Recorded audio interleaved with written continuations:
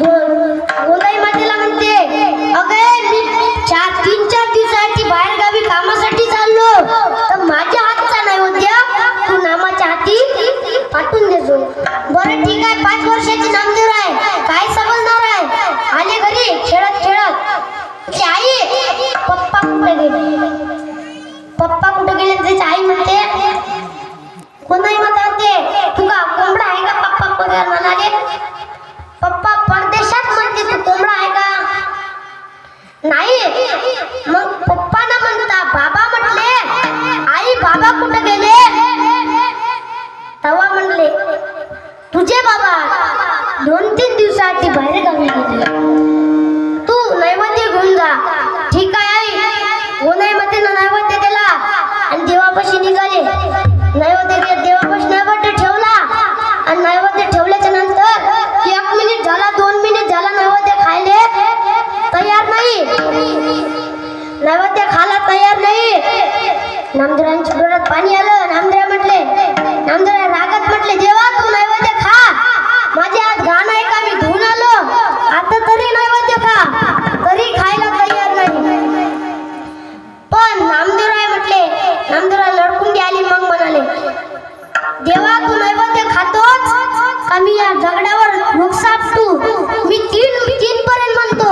3 पर्यंत म्हणल्यानंतर तो जर नैवेद्य खाल्ला नाही तर मी माझा मस्तक या पायरीशी ठोकीन.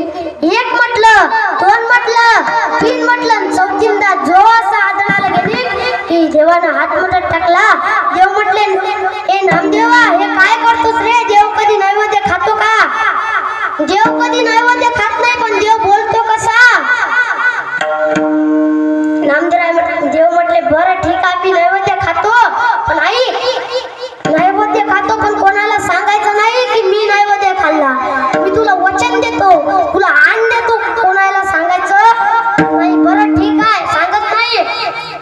नैवेद्य खाल्ला आणि खाल्ल्याच्या नंतर नामदेवराय तांब्यात टाकली, टुमटुम वाजवतच निघाले. ते गोदाई मातेने पाहिलं. गोदाई माता म्हणाली, नैवेद्य कुठे गेला? तो खाल्ला का? नाही आई. मग कुत्र्यानं खाल्ला का?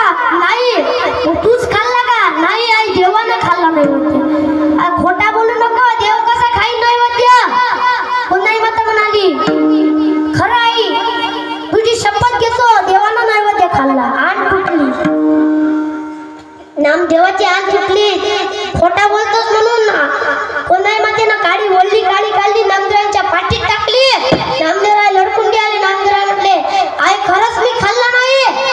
आई मी खाल्ला नाही, कुत्र्या नाही खाल्ला नाही.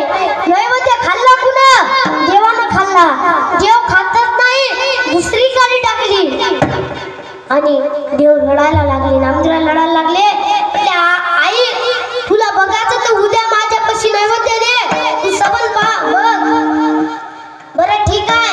नैवेद्य दिला आणि देव निघाले. देव म्हटले, तोडली का तू शपथ? देवा लय बार खाल्ला, तोडा लागली शपथ. आज जर तू नैवेद्य खाल्ला नाही तर मला दुप्पट मार. तू नैवेद्य खा देवा.